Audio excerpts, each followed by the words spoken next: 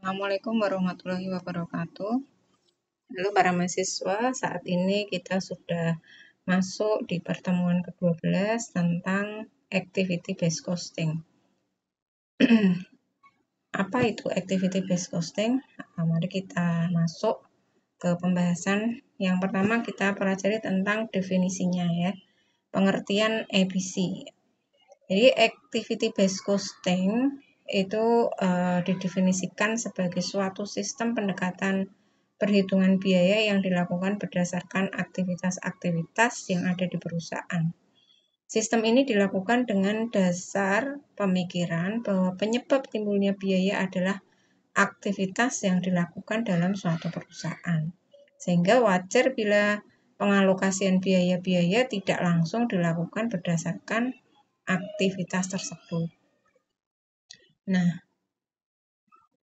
sebelum kita masuk ke activity based costing secara mendalam, maka kita lihat dulu ya perbedaan antara activity based costing dan traditional costing ya, karena sebelum ABC itu ada sistem traditional costing. Nah, perbedaan penerapan ABC dan traditional costing itu ada pada cara pengalokasian biaya tidak langsung kepada objek biaya. Nah, untuk biaya langsung itu bisa langsung dialokasikan dengan cara pembebanan langsung pada masing-masing objek biaya karena dapat dilakukan penelusuran secara mudah. Nah, untuk biaya tidak langsung itu tidak bisa dilakukan penelusuran secara langsung karena banyak jenis biaya yang harus dibebankan tetapi tidak ditemukan hubungannya dengan objek biaya. Nah, pada traditional costing, biasanya seluruh biaya itu tidak langsung atau tidak langsung dikumpulkan dalam suatu pengelompokan biaya atau cost pool ya. Jadi kemudian seluruh biaya tadi akan dialokasikan dengan satu dasar pengalokasian atau cost allocation base kepada suatu objek biaya. Nah, pemilihan dasar pengalokasian itu biasanya didasarkan pada hubungan sebab akibat yang paling mewakili sebagian besar biaya tidak langsung. Nah, untuk lebih jelasnya nanti bisa disimak ya di buku kalian ya, halaman 199, 217 dan 218. Nah, pada ABC seluruh biaya tidak langsung itu dia akan dikumpulkan dalam pengelompokan biaya atau cost pool sesuai dengan aktivitas masing-masing yang berhubungan. Kemudian masing-masing kelompok tersebut akan dihubungkan dengan masing-masing aktivitas dan dialokasikan berdasarkan aktivitasnya masing-masing. Nah, pemilihan kelompok biaya itu biasanya didasarkan aktivitas sesuai dengan hierarki biaya dan hampir sama kegiatannya ya. Yang pemilihan dasar alokasi itu adalah jumlah aktivitas dalam setiap alokasi biaya tersebut. Nah, apabila suatu perusahaan itu menghasilkan aneka ragam kelompok produk atau mendapatkan pekerjaan pesanan yang memiliki karakteristik yang berbeda-beda dan ditambah adanya struktur biaya yang kompleks, maka sistem penentuan harga pokok yang sudah ada, yaitu yang konvensional costing, traditional costing, itu dia tidak dapat membebankan biaya overhead secara layak kepada produk-produk yang dihasilkan, sehingga harga pokok produk akan menjadi tidak akurat. Ya, sehingga nanti akan berdampak juga pada laporan keuangannya. Nah, ini kita lihat contoh kasusnya. PT Idola mempunyai anggaran biaya overhead pabrik yang berkaitan dengan jumlah jam tenaga kerja langsung sebesar 24 juta dengan jumlah pemakaian tenaga kerja sebesar 1.200 jam. Dan biaya overhead yang berhubungan dengan mesin adalah 22 juta rupiah ya, dengan jumlah jam mesin sebanyak 2.200 jam. Dari jumlah tersebut terdapat biaya overhead yang disebabkan oleh pemasangan mesin atau mesin setup yang diharapkan sebesar 11 juta dengan 220 kali pemasangan. Nah, di samping itu, biaya yang berkaitan dengan jumlah jam mesin, frekuensinya itu adalah sebesar 2 juta dengan 40 kali pemasangan. Nah, untuk perhitungannya kita masukkan ya tadi perhitungan dari beberapa tarif biaya overhead dalam sistem ABC. Nah, kita masukkan tadi jumlah biaya overhead-nya untuk jumlah tenaga kerja langsungnya adalah 24 juta. Jumlah jam mesinnya 22 juta, pemasangan mesinnya itu 11 juta, dan jumlah kali pemesanannya adalah 2 juta.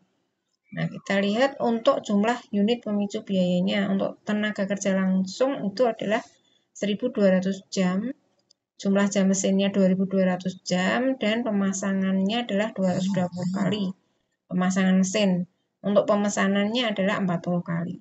Sehingga tarif overhead itu bisa dihitung berdasarkan jumlah biaya overhead dibagi dengan jumlah unit pemicu biayanya. Sehingga dihasilkan masing-masing adalah untuk TKL, BOP-nya 20.000, jam mesin 10.000, pemasangan mesin 50.000, dan pemesanan 50.000.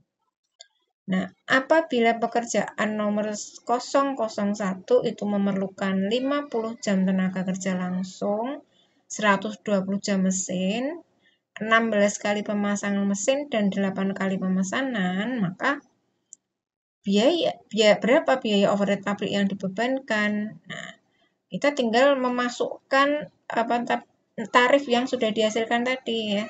Jadi untuk jam tenaga kerja langsung berarti 50 kali 20.000 ya, tarifnya 20.000. Kemudian untuk mesinnya 120 kali 10.000 dan seterusnya, sehingga jumlah BOP yang dibebankan adalah sebesar 3.400.000. Nah, kemudian kita masuk ke dalam hierarki biaya. Hierarki biaya itu adalah merupakan pengelompokan biaya dalam berbagai kelompok biaya atau cost pool. Pengelompokan ini didasarkan atas tingkat kesulitan untuk menentukan hubungan sebab akibat serta untuk dasar pengalokasian atau cost allocation base. Jadi ada 4 kategori ya dalam pengelompokan biaya. Ada sistem ABC. Yang pertama itu adalah biaya untuk setiap unit atau output unit level. Kemudian yang kedua biaya untuk setiap kelompok unit tertentu atau batch level. Yang ketiga biaya untuk setiap produksi atau jasa tertentu atau product service sustaining level. Dan biaya untuk setiap fasilitas tertentu atau facility sustaining level. Untuk proses implementasi kita masuk langsung ya ke kasusnya. Yang pertama tahap 1 kita harus melakukan pemeriksaan ulang seluruh informasi keuangan perusahaan. Ini contoh kasusnya adalah perusahaan XYZ ya, yang selama ini dia menggunakan sistem tradisional untuk menghitung biaya tidak langsungnya. Nah, jumlah produksi, jumlah setelah dilakukan pemeriksaan ulang di PT XYZ ini, ternyata PT XYZ ini memiliki produk 3 produk, yaitu produk A, B, dan C. Nah, jumlah produksi dan penjualan per unit ya, untuk produk A itu 90.000, B 30.000 dan C 15.000, sehingga total jumlah produk yang dihasilkan itu adalah 135.000.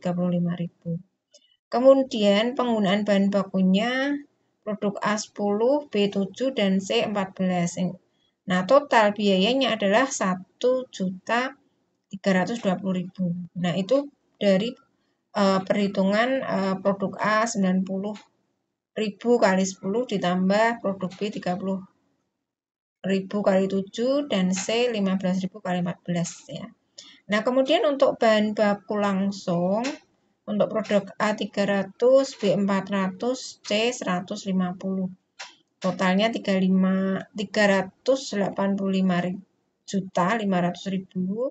Ini perkalian dari perhitungan dari perkalian tadi ya, 90.000 kali 10.000 kali 300.000 untuk produk A ditambah perkalian dari produk B dan C ya, sama caranya seperti itu. Nah, kemudian jam kerja buruhnya ini berarti berkaitan dengan tenaga kerja langsung. Untuk produk A itu 2,5 jam. Kemudian produk B 5 ya 3. Kemudian produk C 1,5. Nah, totalnya adalah 337.500 ya. Ini tinggal dikalikan saja ya. Jam mesinnya untuk produk A berarti 90 kali 2,5 ditambah 30.000 kali 3 ditambah 15.000 kali 1,5 ya. Sehingga ketemu jumlah tersebut. Kemudian untuk jam kerja mesin untuk produk A5, B3 dan C 7,5 hasilnya 652.500. Caranya sama tadi dengan yang di atas. Kemudian untuk tenaga kerja langsung ya, biaya tenaga kerja langsung ini untuk produk A200, B300 dan C100. Sehingga totalnya adalah 74.250. Ini tinggal dikalikan saja ya untuk biaya tenaga kerja langsungnya, caranya juga sama ya. 200 kali 90 ditambah produk B dan C, sehingga total BOP menurut informasi ya setelah dilakukan pemeriksaan ulang adalah 337.500.000. Nah, selama ini perusahaan itu menggunakan sistem pembiayaan biaya overhead pabrik dengan pendekatan sistem tradisional ya, berdasarkan jumlah jam tenaga kerja langsung. Sehingga tingkat biaya overhead itu bisa dihitung dengan membagi total biaya overhead pabrik dengan total jumlah jam tenaga kerja. Yaitu tarif BOP sama dengan tarif BOP dibagi total jumlah jam tenaga kerja langsung. Ya, tadi di informasi awal tadi BOP-nya adalah 337.500 dibagi jumlah tenaga kerja langsungnya adalah 337.500, sehingga BOP per unitnya adalah Rp1.000 ya. Kemudian untuk total biaya produksi dan biaya produksi per unitnya ya. Nah, untuk bahan baku ini juga berdasarkan informasi di tabel yang pertama tadi ya. Bahan bakunya berarti 300 kali ya, sehingga ketemu nih 31.500 ya. 300 kali 10 kali 90.000. Tadi 300 itu yang ada di tabel awal. 210 juta. Kemudian B totalnya 400 dikalikan jam mesinnya 7 ya, bahan bakunya. Kita lihat coba ya. Nah, ini ya tadi ya. Ini untuk bahan bakunya ya. Bahan bakunya 300, 400 dan 150. Nah, kita lihat sini ya.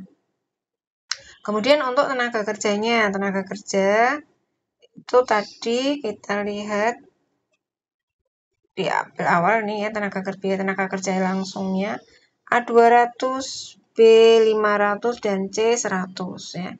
Kita masukkan ke perhitungan ya, kalikan dengan jam kerja buruhnya ya. Jam kerja buruhnya untuk A tadi 2,5 berarti 200 kali 2,5 kali 90.000 jumlah unitnya untuk produk A. Produk B sama caranya ya, yaitu 3 dikalikan sebentar, salah nih, yang atas ya. 300 dikalikan 3 dikalikan 30.000 sehingga totalnya 27.000. Kemudian produk C juga sama ya, 100 kali 1,5 kali 15.000. Kemudian untuk overhead pabriknya, maka kita mengalikannya itu berarti dengan jam mesinnya ya. Jam mesinnya sebentar ya, ini apa namanya, overhead pabriknya itu dari jam kerja buruhnya ini tadi ya 2,5, kemudian sebentar, 2,5 kali tarif BOP-nya 1000 dikalikan 90.000. Kemudian yang B 3 kali 1000 kali 30.000, yang C 1,5. Nah, iya benar ya, Kak. Ini adalah dikalikan dengan jam kerja buruhnya. Nah, sehingga kita sudah kita ngitung ya, hitung dulu. Tadi bahan baku ditambah tenaga kerja ditambah overhead ya. Untuk produk A berarti totalnya adalah 540.000. Dibagi dengan unitnya 90.000 sehingga biaya per unit untuk produk A adalah 6.000 rupiah. Nah, kemudian produk B itu sebanyak 6.700 dan produk C adalah 5.700. Nah, kita lihat ini tadi kita sudah masuk di tahap pertama. Nah, sekarang kita masuk ke tahap yang kedua. Tahap yang kedua adalah menentukan tujuan dan hal-hal yang harus ada dalam sebuah sistem APC. Jadi tujuannya apa? Tujuan kita membuat sistem APC ini ya. Tujuannya adalah untuk menentukan atau menetapkan harga ya. Jadi untuk tahap awal penerapan ABC, manajemen itu memutuskan untuk melakukannya pada level moderate sehingga diperlukan data tentang aktivitas perusahaan dalam jumlah yang tidak terlalu detail. Nah, kemudian tahap ketiga itu menetapkan aktivitas utama yang menyebabkan perubahan pada beban tidak langsung atau overhead. Nah, di sini manajemen akan melakukan penelaahan atas proses produksi dan dari hasil wawancara dengan bagian produksi yang terdiri dari kegiatan setup mesin ya, mekanisme dengan mesin, kemudian melakukan penerimaan, pengepakan, dan proses engineering. Ya. Jadi di tahap 3 ini manajemen melakukan wawancara dengan bagian produksi dan bagian lain ya. Ini adalah untuk menetapkan aktivitas utama yang menyebabkan perubahan pada beban tidak langsung. Nah, setelah dilakukan wawancara, maka ini hasilnya ya. Ini aktivitasnya itu terdiri dari 4 aktivitas. Yang pertama adalah jumlah kali produksi, jumlah penerimaan, jumlah pengiriman, dan jumlah pesanan produk ya.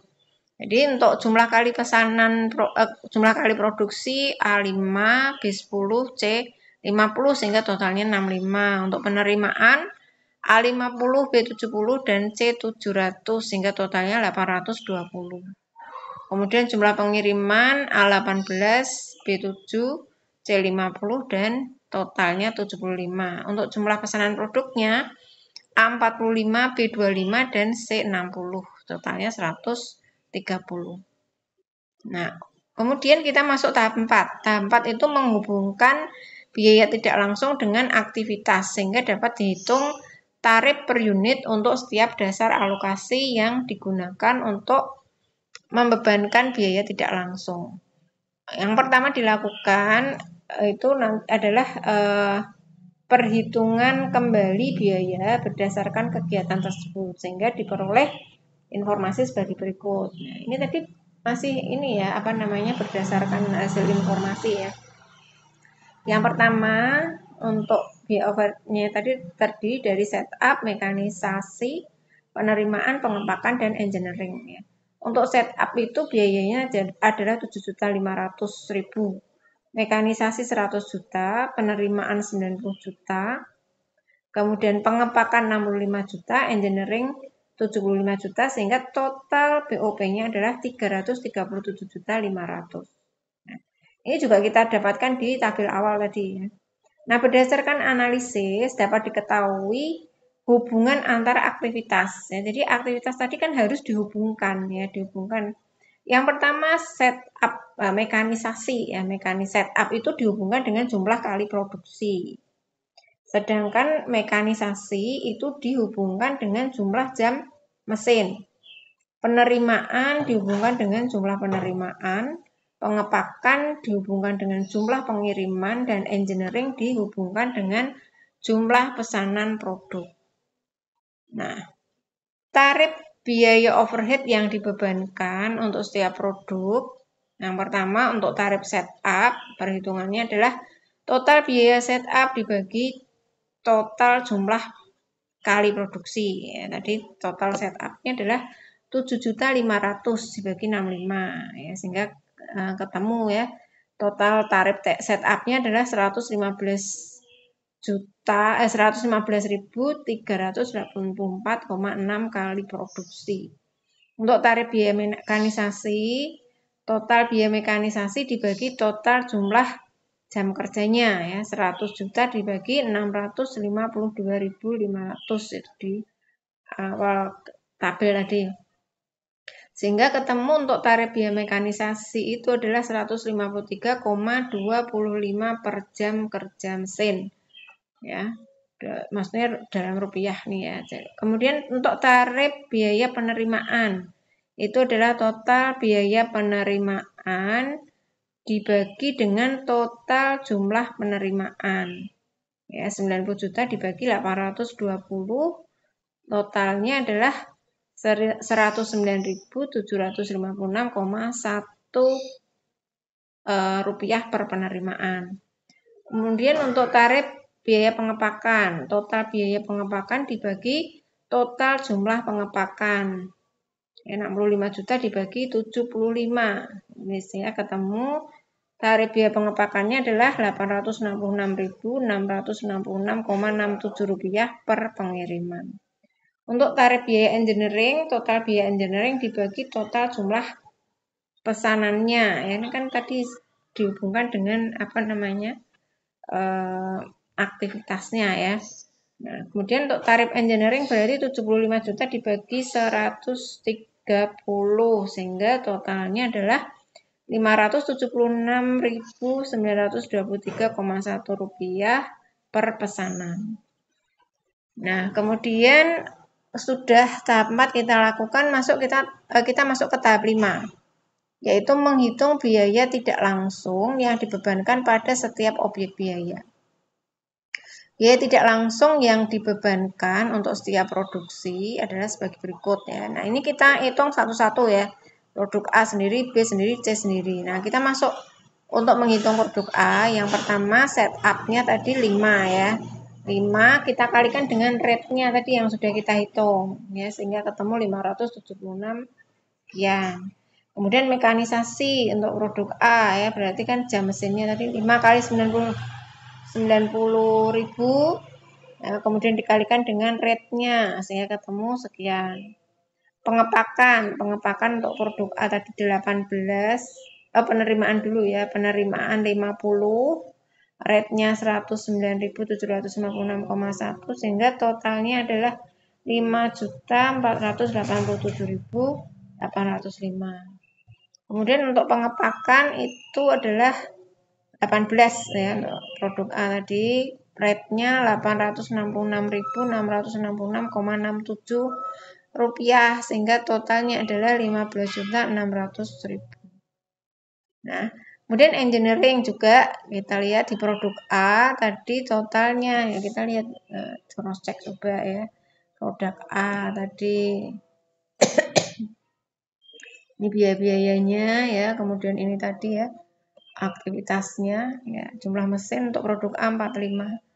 Nah, jadi untuk jumlah jam mesin untuk engineering ya 45 kali tarifnya 576.923,1 rupiah sehingga totalnya 25 juta sekian. Sehingga total biaya untuk produk A ya, biaya BOP untuk produk A itu adalah 116.588.767,5. Nah, berarti FOH yang dibebankan itu berapa? Berarti kan totalnya berarti FOH yang dibebankan adalah 90.000 unit ya, sehingga FOH yang dibebankan per unitnya adalah 116.588.767,5 dibagi dengan 90.000 unit, sehingga ketemu totalnya adalah 1.295,45 per unit.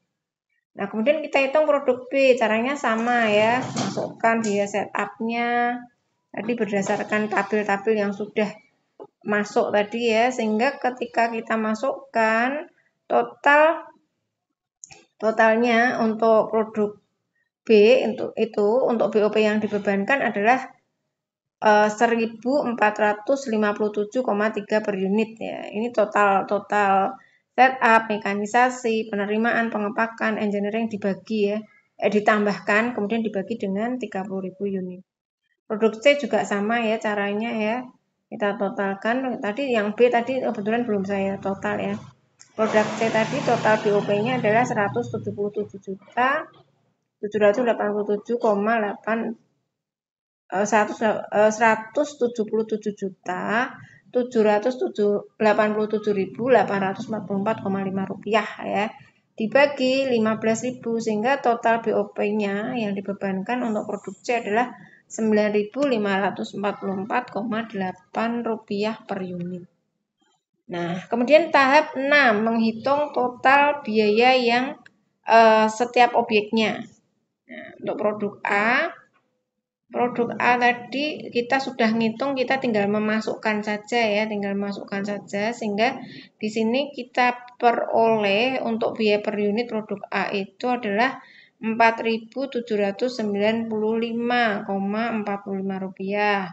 Produk B 5.137,5, produk C 14.102,52.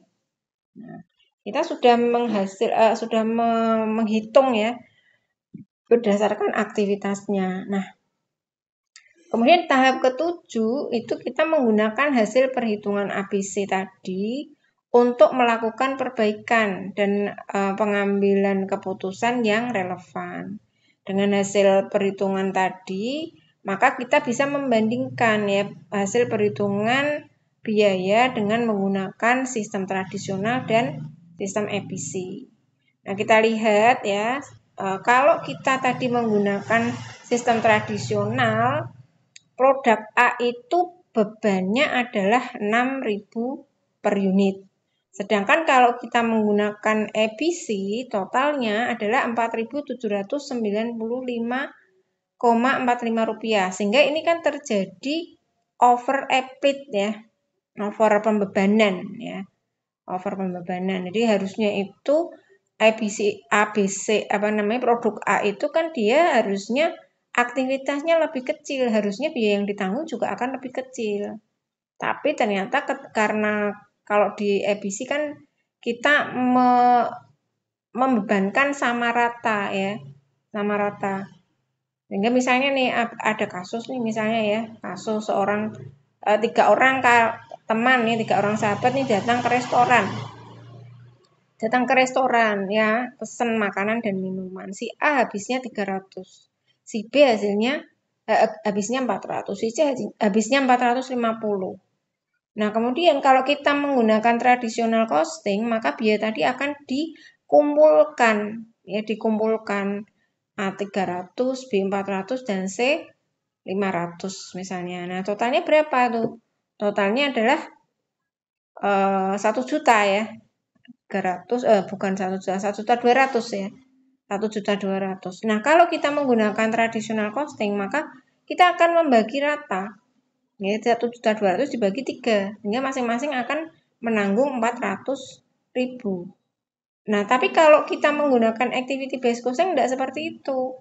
Nah, kalau kita menggunakan activity based costing, biaya yang kita keluarkan ya sesuai dengan aktivitas yang dilakukan. Yang tadinya si A habisnya 300, maka dia harus bayarnya juga 300.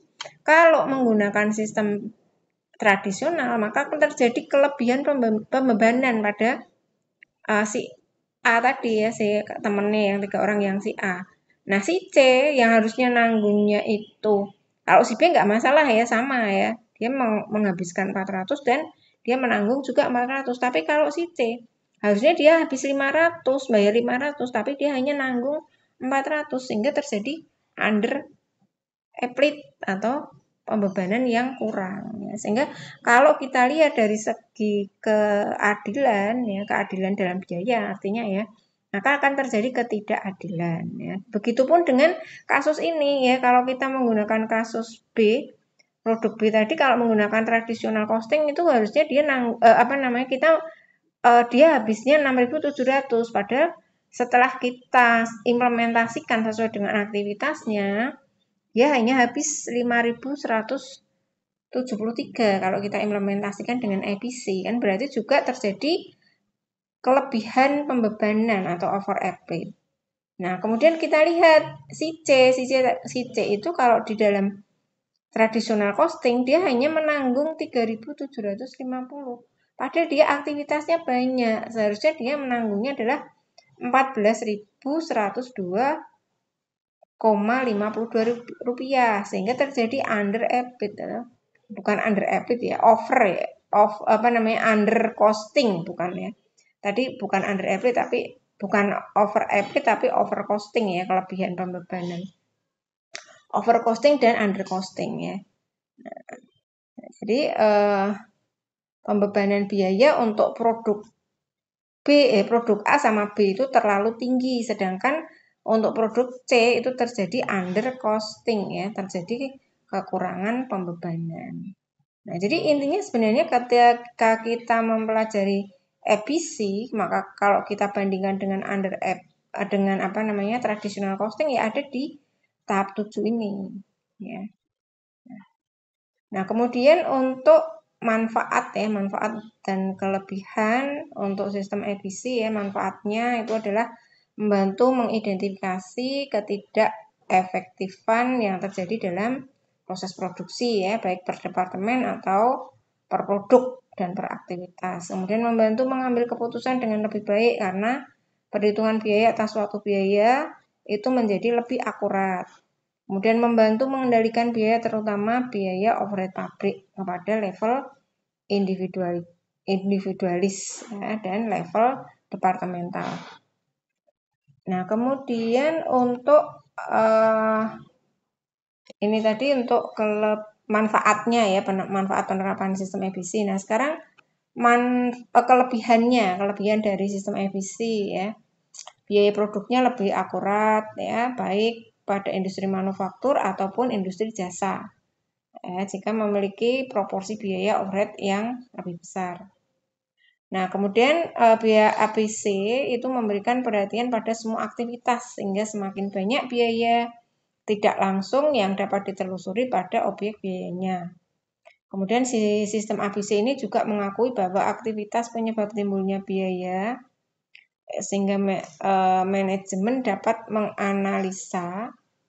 Jadi sistem EBC mengakui bahwa aktivitas penyebab timbulnya biaya sehingga manajemen dapat menganalisis aktivitas dan proses produksi tersebut dengan lebih baik ya.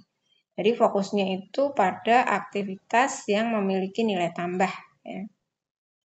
Sehingga nanti bisa dilakukan efisiensi dan penurunan biaya. Nah, kemudian untuk sistem EBC ini dia mengakui kompleksitas dari diversitas proses produksi modern yang banyak didasarkan pada transaksi atau transaction base ya. Ya, terutama itu untuk perusahaan jasa dan manufaktur berteknologi tinggi yaitu dengan menggunakan banyak pemicu biaya atau multiple cost driver. Sistem EBC juga memberi perhatian untuk biaya variabel yang ada dalam biaya tidak langsung. Kemudian cukup fleksibel untuk menelusuri biaya berdasarkan berbagai objek biaya ya, baik proses, pelanggan ataupun tanggung jawab ya. Nah, meskipun banyak kelebihannya, pasti juga ada kelemahannya juga ya. Jadi untuk penerapan sistem ABC itu tidak membuat seluruh biaya itu akan mudah dibebankan pada objek biaya. Karena apa? Karena biaya-biaya ini dikelompokkan dalam sustaining level ketika dialokasikan. Seringkali itu juga menggunakan dasar yang bersifat arbiter.